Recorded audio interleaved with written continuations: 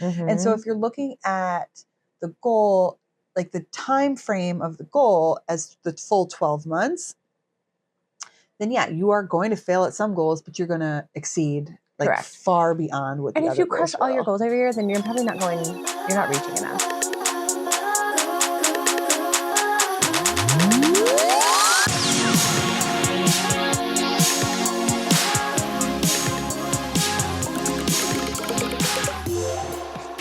Hey, you ready?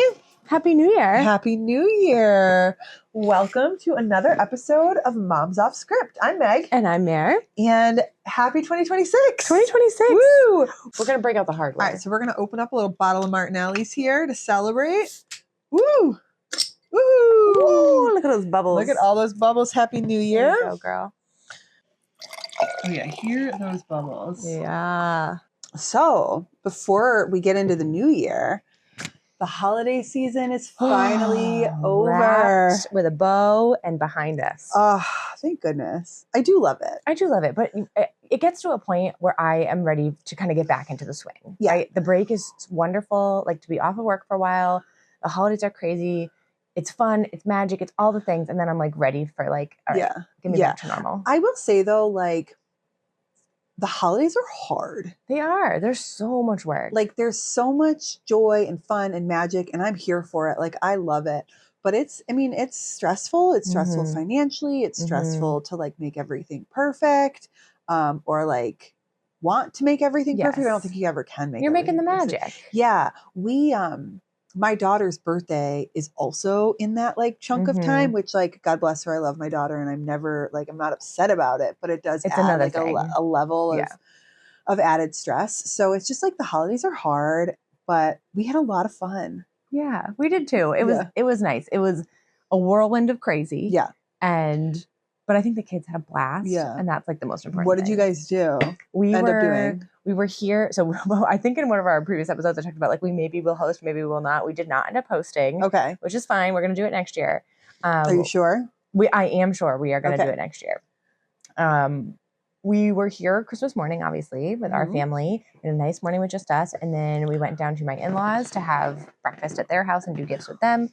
And then we came home, my daughter did her nap, we all freshened up, and then we went over to my parents for Christmas dinner. And Joey's family joins us there, so it's really nice that we can get everybody together for the second half of the day. So the morning's a little busy, and then the second half of the day is more relaxed. I had a fabulous red dress that I wore on Christmas that was way too fancy, and I said, I don't care. I'm wearing it. Good for you. Yeah, it was fun. That was a highlight for me. Fun. I love that. Very good. What about you guys? How was your hotel stay? Oh my gosh, it was so fun. They loved it. Yeah, we went to New York to see my mom and my brothers 2 or 3 weeks before the holiday. So then the week of the holiday, it was just the four of us, which was very relaxing. We did take the first 2 days of the week and we went to the Great Wolf Lodge. I've heard great things about that. Yeah, it was fantastic. So fun. Yeah, it was really fun. The kids really enjoyed it. They're at like that age where they are like tall enough and like it's safe enough for them to do a bunch of the stuff, but they're still like, wow, like amazed. Yes, it's a sweet spot. And so they had a blast. We had a little sleepover. They had bunk beds. It was really fun. And then came home for Christmas Eve, laid low, had a chill Christmas Eve, and then woke up, did Santa, put the kids down for their naps. I made Mickey Mouse waffles for breakfast because that's my go-to really on Christmas. And then we went to the hotel. The hotel was so fun. That's awesome. Yeah, we had like the pool to ourselves. Yeah, because no one's there on Christmas. Yeah, and they were like able to jump, play, and swim and do all the things. And then we had our little sleepover. And they just had a blast. And then we were able to come right home. Yeah, so I love that. Yeah. And then were you kind of decompressing after that? Yeah, for New Year's and all that? Yeah, we just kind of chilled. Yeah. Yeah. Have you ever done now with kids, do you stay up till midnight for New Year's?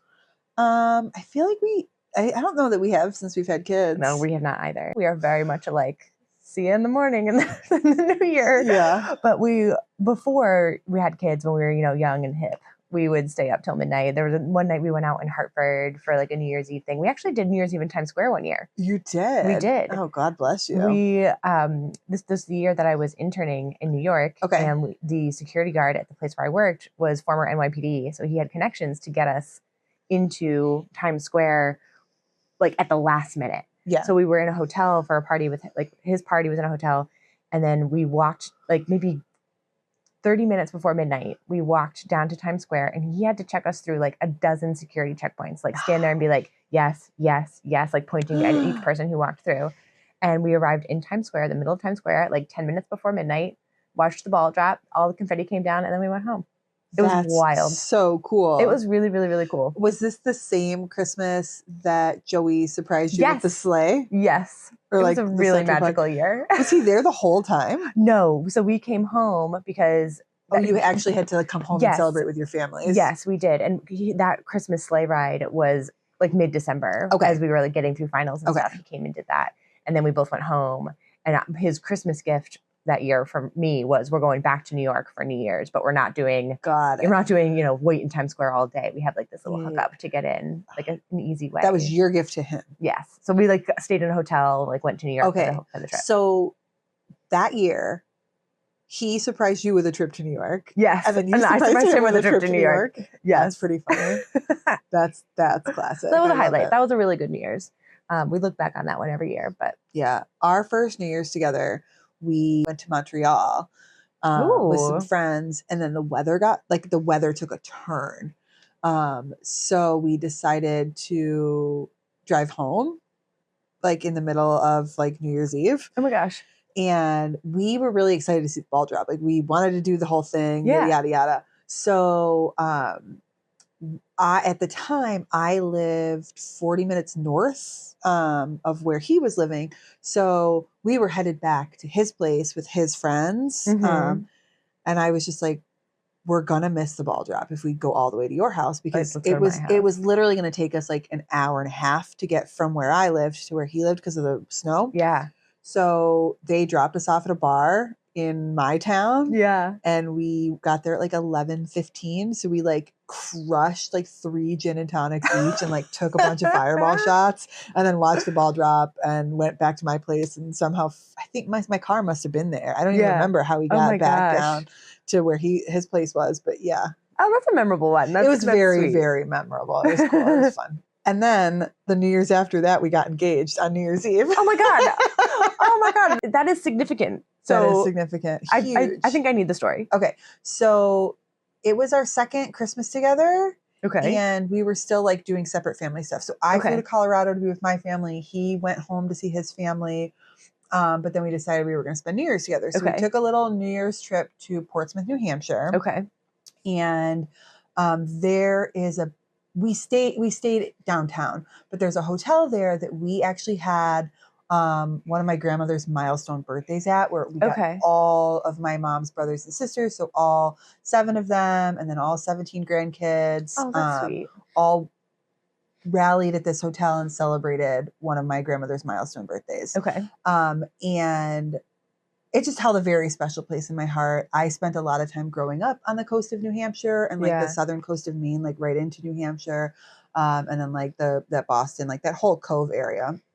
So we went to brunch that morning of New Year's Eve, and we went to the restaurant at the hotel that we had spent with my grandmother. Did he know the significance of this hotel? He did know the significance of the hotel. I had really just been like, if we're going to Portsmouth, like I want to go to the Wentworth. Yeah. And I want to go like whatever that means. We weren't going to stay there, but I was like, let's go have a meal at the Wentworth. So we did that. We went for brunch, and then we went to the rocks, like on the coast, and it was wavy and cold and wintry, like the rocks, the crashing waves, all the things. We were just like climbing out onto the rocks. I love the ocean. Yeah, same. Love the ocean. So I was just having a blast, like standing out on the rocks in the ocean as the waves were like crashing up, and it was cold and wintry and very scenic, setting the scene.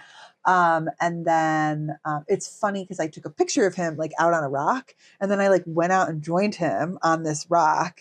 And then he got down on one knee and asked me to marry him. Oh, I love that. Yeah, it was really cute. And we were like, no photographer. We did it by ourselves. And then we were on this like vacation. So we took like our selfies and some ring pictures and all the things. And then we decided to not tell anybody. Really? So we spent the entire New Year's engaged, enjoying our vacation. We stayed up till midnight. We watched the ball drop in Portsmouth and then went to bed, got up and ordered room service the next morning on the New Year's Day. And we FaceTimed our family from there. I love that you had like that little, it's like a golden hour. Yeah. Where it just was your thing. Yeah. And you got to, you know, be with each other. And it was really cool. Oh, I love that. Yeah.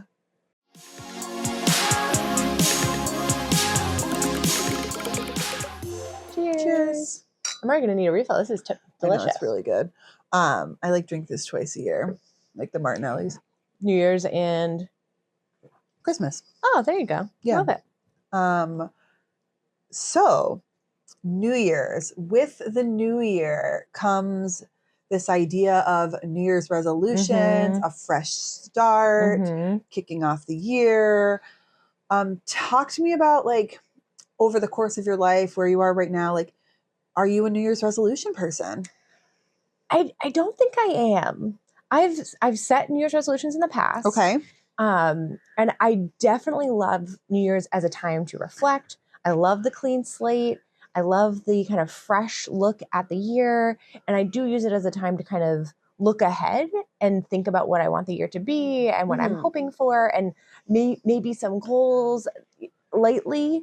But I'm not much of a resolution person. I went through a time where I would do a word of the year. Okay. I would pick a word and be like, this is the word I want to, like, my mantra for the year. Okay. I remember one year I picked savor. Right. I was like, I want to savor this year, like all the things that were going on. I think it was that when Joey and I were engaged. And I was like, I just want to enjoy this and like not wish it away and blah, blah, blah. So I've done that for sure. I've set some goals in the past. I think this year I might actually do a resolution. I have something in mind that I may do. I have not I've started doing it, right? Like I'm on this path, but I feel like I haven't said like, oh, this is my New Year's resolution. So like, just accept in my head. So okay. What about you? Are you a resolution person? I am not. I will say like I do like the goal setting idea, and I've done a little bit more of that over the last like 4 or 5 years, as far as like goal setting that comes along with the new year. Yeah. The resolution piece for me is tricky. So when I think about like a resolution, like you're trying to make a life change. Yeah. And I think a life change happens over time. And I think at least just like from a literal or like, I don't know, sense of the word, it feels like you want to make this immediate change and stick to it. Yeah. For 12 months. Yeah. And that feels really challenging to me, just from a like vocabulary word aspect There's of some resolution. Weight to it. Right. And I think in order to make change, we have to form habits. And I think to form habits, we set goals. And that's where I think I kind of lean more towards like setting New Year's goals rather than New Year's resolutions. Okay. I don't know if that makes sense. It does. But it's kind of this like, I just feel like the word resolution carries so much weight. Yeah. That it's not attainable. Yeah. To me, it's like when someone says like, oh, I'm resolving, like you hear the big ones, like I'm resolving to go to the gym. I'm resolving to eat healthy. And it's like, right. Well, what's the plan? I think that's why like I struggle with the idea of a resolution. Like when you think about like how it is talked about in the media and how it's kind of been talked about for our whole life. So for the past it's always fitness 40 years, health, like it's fitness and health related, or like, even like reading goals, like, or like reading resolutions. Like, I think that's challenging because I think it's hard to be like, oh, I'm going to become a reader this year. Well, what does that mean? Yeah. Right. I will say like, I liked your word of the year thing. 2 years ago, I was like, this is the year of Megg. And I kind of like leaned into that. So I kind of had like a concept to then like focus my goals in on. So I like something like that, maybe like where you're talking about like a word of the year. Yes. Like focusing Mine on is kind of a savoring. concept this year. Yeah. It's not like a to-do list where I can check the back and say I did it, every day. But it's more of a like I like that kind of focus. Because then I think you can take the concept of the resolution, right? If that's what we're calling it. Yeah. And then you can form goals within it. Yeah. That makes a lot of sense to me. Yeah. Are you a goal setter? I am a goal setter. I'm very much a goal setter, like at work. I like a structured agenda in that way. when I was coaching, we did a lot of goal setting. Yep. It was a very integral part of our season. And I would say in my personal life, I do set goals. I'm maybe not as rigorous around like writing out my plan and the timeline and all those things, but I do set goals for myself. So I just feel like that's probably something I should be more rigorous about in my personal life. Mm-hmm. But yeah, yes, to answer your question, I do set goals. Okay. I could be more intentional about them and like put more of a plan behind them as opposed to just like deciding in my head to do it. Mm-hmm. What about you though? I do set goals, and I think I've set more goals in the last like couple years and like figured that piece out. Yeah. I don't know that I was always like as goal oriented as I am now. Okay. I think I have learned that being goal oriented works for me. Okay. And so I have kind of continued on that. Can you like teach me your ways? How do you do it? Well, so it's funny because I coached for so many years, mm-hmm. and your point of like, you did a lot of goal setting, like with dance or like with your team. I did a lot of goal setting with my team. And I always focused on SMART goals. Have you heard of this? Yes. So like specific, measurable, attainable or achievable, realistic, and time bound. Yeah. So I've pulled that into my life very intentionally since becoming a mom. Yeah. I think for me, and I don't want to speak for other moms out there, but we've talked about this in the sense of like, you start to kind of like lose yourself a little bit, mm-hmm. in motherhood, right? Like you are everything really to everyone, and it's very hard to be someone for yourself. Mm-hmm. And so I've kind of taken that concept of SMART goals that I would do with my team or that we do in sport or where other, even corporate America, I'm sure uses SMART goal models, right? We do. And so I've kind of like pulled that into my personal space. Fitness has been my big goal. Yeah. Right. Fitness has always been a place where I can fall back on and really think strategically about goal setting. And so, in, this motherhood phase that I'm in, I have found ways to set these SMART fitness goals at the beginning of the year because it is that clean slate. Yeah. But yeah, I've used kind of that model to really drive finding myself again, mm-hmm. because I think it's challenging, and I've been able to set goals in fitness. I did set some reading goals this year, mm-hmm. but I set them later in the year. I didn't set them in January. Like all of a sudden in like March, I was like, I want to read. I'm going to read 5 books this year. And I feel like I've set that goal often, but I was kind of like on the path. And I think what this model does, it allows you to kind of revisit and like evolve. Yeah. I think there's a lot of different ways to do goal setting too, like that do revisit and evolve, like journaling. Yeah. Or like other models, but this is the one that's kind of worked for me. It's so interesting to hear you talk about this because I feel like as I'm listening to you talk, I'm realizing that I almost took the opposite approach with, you were saying like in motherhood, you were like, I kind of buckled down and like used these goals to make sure I didn't lose myself. And it was almost for me, like motherhood let me let go of some of those things and be like, I'm just going to like, if I want to read, I'm going to read. If I feel like working out, I'm going to work out and like go with the flow a little bit more. So you're talking about it is making me realize that I feel like prior to having kids, I was a lot more like structured and goal oriented and like set SMART goals and was like, I'm going to do this and and like had my planner and my calendar for every month and all the things.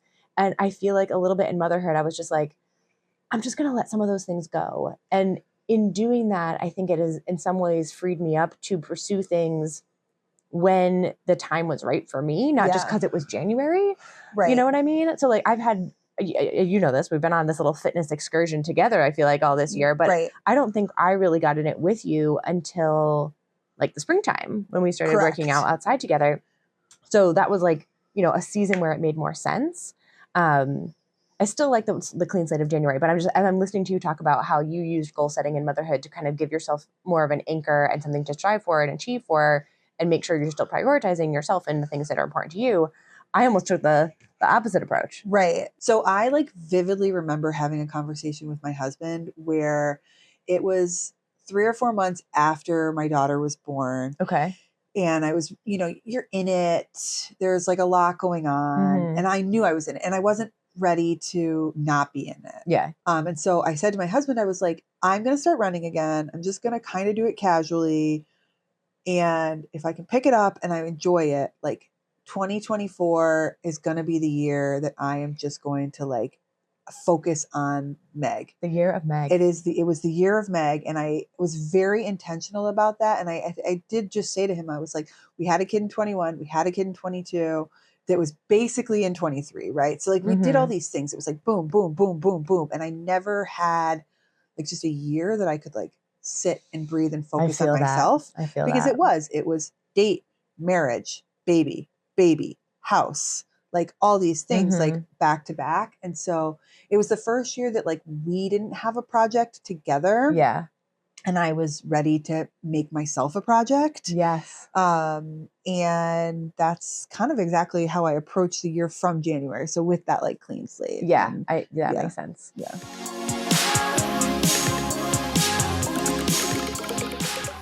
All right, Mere. We are now in 2026. That's still weird to me. I know we're only like a weekend, but still. It's very weird. But can you rewind a little bit for me? Let's do a little reflection. Okay. What were some things January 2025, take us back to a year ago today? What was your mindset? What were your goals? And how did that play out for you over the course of the year? I had a very clear goal. I have not accomplished it, but I have made good progress towards it. And that is I'm writing a book. What? Yeah, I am writing a book, and I decided at the beginning of 25, it was like Christmas time. I was like, I think I'm going to write a book. I have this idea. And here's the thing. Me and my pets, I'm a writer. I love to write. Yeah. And as a kid, like my notebooks were filled with like half-baked beginnings of stories. Like I just loved to imagine that. And I know at some point in my life I will write a book. And I think this will be it. It's just going to take longer than I expected. But I have started it. I would say I'm like maybe a quarter of the way through writing it. And I'm at the part now, and I don't want to give anything away. I'm like, I can't even believe I'm talking about this on the podcast, but there's a part of the story that I need to write that is an experience that I am unfamiliar with, that I have had to talk to other people, you being one of them, who have gone through this experience. And I'm daunted by writing it because it is something I haven't gone through. So that's the part of the story that I'm basically at right now, which has slowed my progress a little. So I have to get over that hump. But I'm really proud of the progress that I've made so far with it. And I have, an outline. I know where it's going. I just have to have the time to do it. So that's so cool. Yeah, it will get done. It's a little slower than I expected. Okay. And obviously we started the podcast, so like this has taken time, which I'm more than happy about, but that does eat into writing time as well. Right. So it will be a slow and steady process. And that was my 25 goal, was to write the book, or at least start it. So well, hopefully the podcast is helping you like keep those creative juices alive. Yes. Well, without saying too much about it, it is related to motherhood and identity and all the things that we talk about. So it's very much in the same vein. That's amazing. I mean, and obviously like we're not writing this podcast, like it's not scripted. Right. So it's a little bit of a different Yes. What about you? 25 goals. Yeah, I mean, my 2025 goals were centered around fitness and running. I came off an incredible year in 2024. Yeah, you did. Which we've kind of touched on a little bit.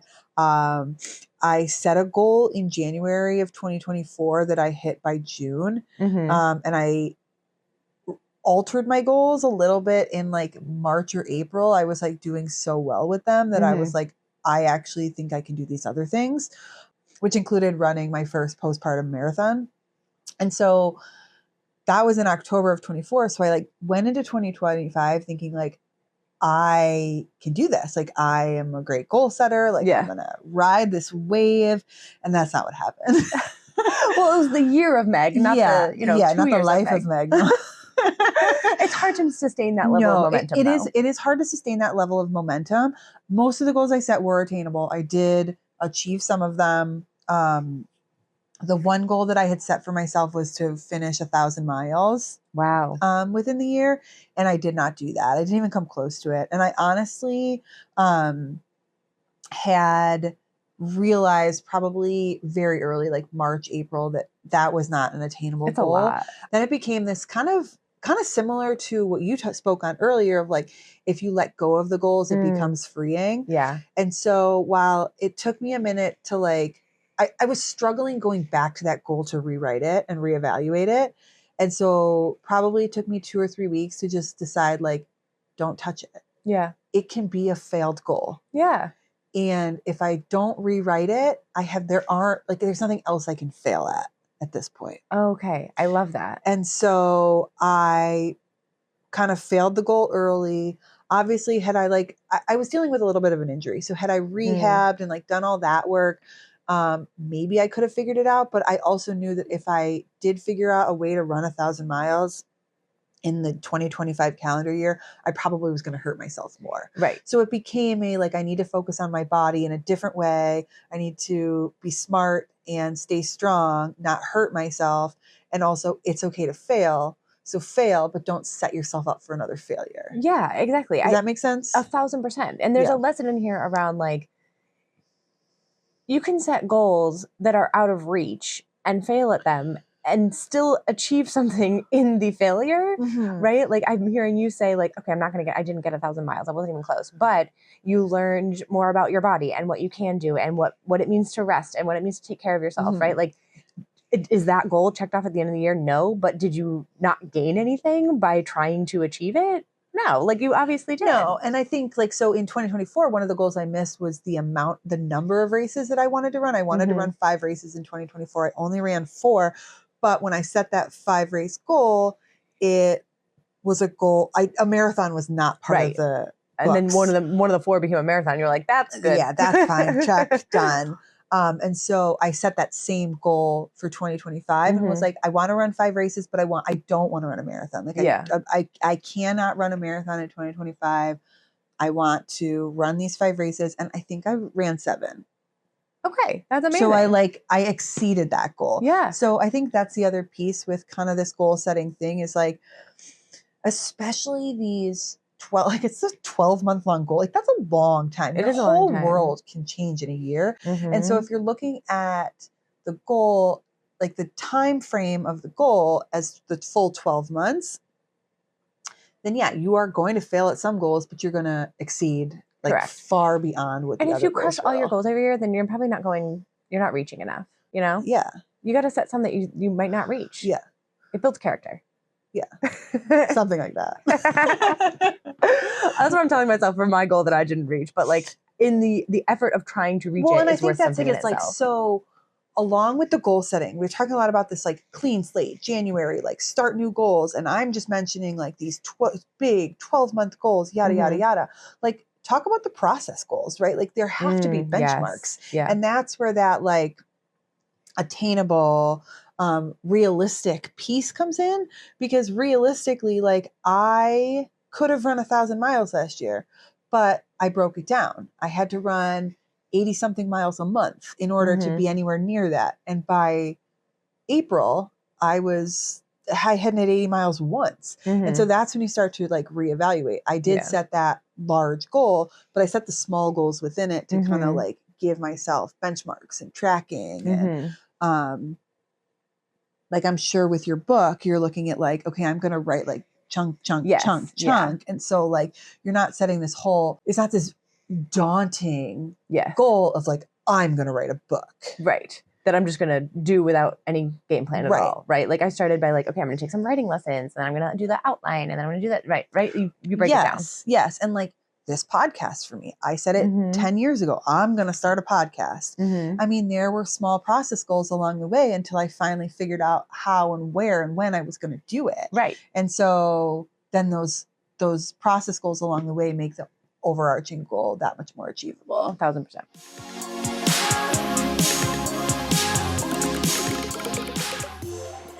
Meredith. Megg. I am dying to know. You said this at the top of the episode and you didn't disclose it. Oh, yeah. What is your 2026 overarching theme? Yeah.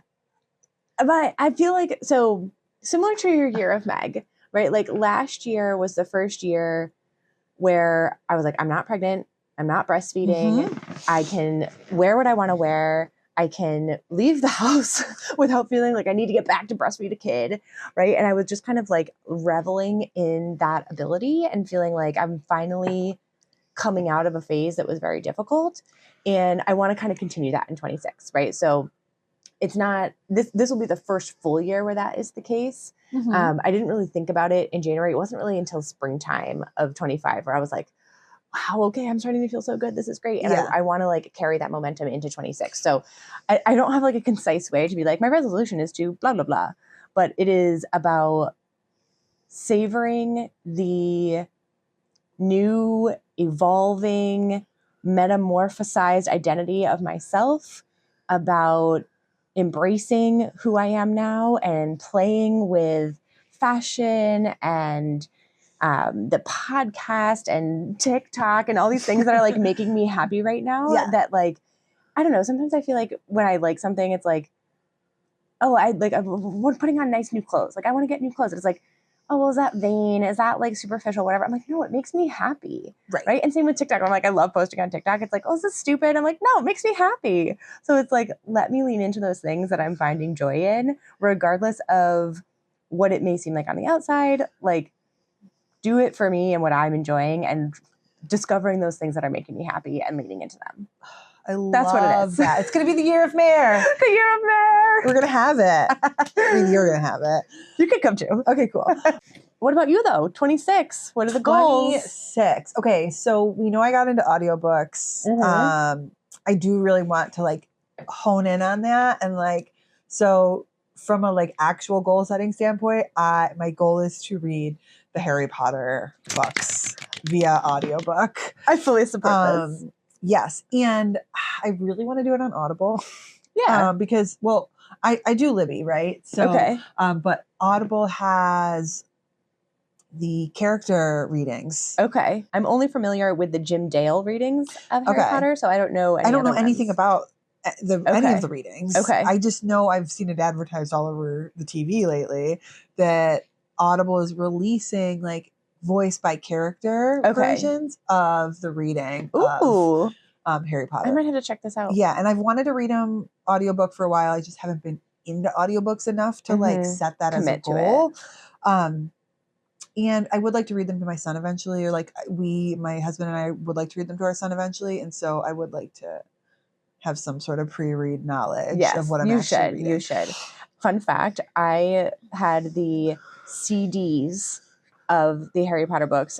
Actually, that's a lie. It was book 4 was CDs. Books 1, 2, and 3 were cassette tapes. Oh my God. That I would listen to as a kid, and I would fall asleep to listening to Harry Potter. My son falls asleep to Tony's, listening to Tony's. I fall asleep to listening to sleep stories. Yep. It's a thing. I love it. And there were certain discs that like I would get addicted to and just listen to that one over and over. I could probably recite chapters from memory. It's like really embarrassing. But they were the Jim Dale versions, which were excellent. Were they great? Okay, yeah, so if that's all I can get my hands on, that's highly recommend. So that's my like little out of the box, like I love start to evolve Megg type goal. I do have some other like running goals, but I think kind of that idea of relaxing a little bit. I do have some big races lined up. Yeah, you do. I'm very excited about that. Yeah. So I'm just trying to piece together a little bit more of my race calendar for the year. I am still on the like, I don't want to run a marathon this year. I do want to run another marathon. I just don't think it's going to be this year. But when the last marathon I ran, I wasn't expecting to run one that year. You never know. So you never know. I'm not going to say I'm not going to run one this year, but I do have some other big races lined up that I'm very excited about. You do. That I will set some goal standards for then. But my goal for the last 6 weeks of last year, 2025, was to not run at all. So I did not run a mile, I didn't even run a quarter of a mile for the last 6 weeks of last year. So I'm just getting into running again over the past week, and I'm feeling really good about it. So I was kind of still struggling with my injury. So just wanted to give my body like a full reset. So I love that. The weather's not helping with getting back into freezing. It, but I actually do love running in the cold. The freezing cold though? Here's the issue. I do love it. Okay. But I love the transition into it. And then like once I'm in it, I'm good. Yeah. So the issue that I'm up against this week, now that I'm getting back into it, like I literally started on Monday, it's Thursday when we're dropping this episode. I got into it like when it was cold. So you're running in the cold. How do you stay motivated through that time when it is cold and dark and all of that? Like I feel like once I'm in the spring and the summer, it's much easier, but like, how do you get there? How do you stay motivated? How do I get to the spring and like stay motivated throughout the year? The whole year. Yeah. Okay. Yeah. I think we talked a little bit about this already, but like those process oriented goals, I think for me, like a weekly goal is challenging because I think it's easy to just be like, oh, well, it's I just missed a week, whatever. Like, whatever. Yeah. I think that we also have to remember that we have to be able to have space to give ourselves grace. And so if I set weekly goals, especially with my fitness, I find that there is no space for grace. Yeah. So if I set a monthly goal and I miss a day or two, that's such a good point. I can be like, okay, I'll make it up. I'll make it up. Or I can skip it. Screw it. Like I'm fine. Or like if I set weekly goals, like there's not as much space to skip. So I set monthly goals. Races are an easy way to stay motivated. Yeah. And having goals with that. And I think it's just really, for me, understanding the effect that what I'm doing has on my body and my personal life. Like, I think I can really notice physically and mentally and like within my marriage and my house, like when I start to like shift off of my goals, and being able to recognize those spaces and being like, okay, well, like, get your shit together, like get back into it. Like, you can do this, reset, revamp, like keep moving forward. Because the only way to go is forward, right? So like figuring out like what it is that I need to do to like get back on the horse. I feel like that's something I've gotten better at as I've aged, is like, especially with fitness, right? Like I feel like that was something I was really good and consistent about this year. And a lot of that was due to the fact that we were doing a lot of it together, right? Like we had so many workouts where we were outside in the driveway together, going to yoga together, and like having that structure with another person was huge. So that was a real key in my consistency over the year. But I also felt like I've gotten good at recognizing when it's like, it's time for a break.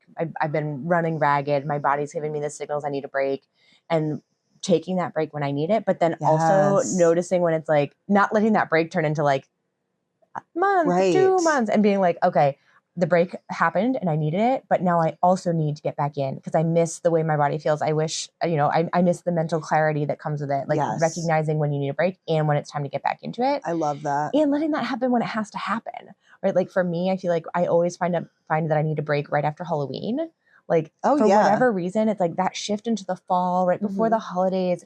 It's like, I need just a little bit of a reset. And then during the holidays, I need the structure of a workout to like give myself a break from the stress standpoint. And then it's nice because coming into January, like when everyone else is like January 1 fitness, I'm like, I jumped on that train 6 weeks ago. So I'm like into my routine again at that point.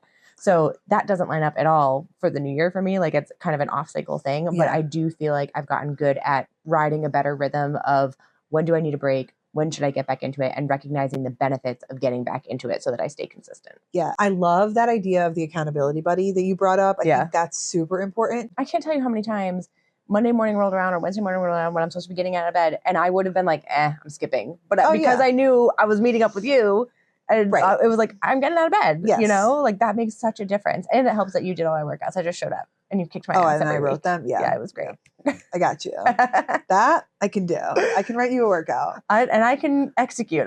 Just tell me what to do. I'll torture myself. But fantastic.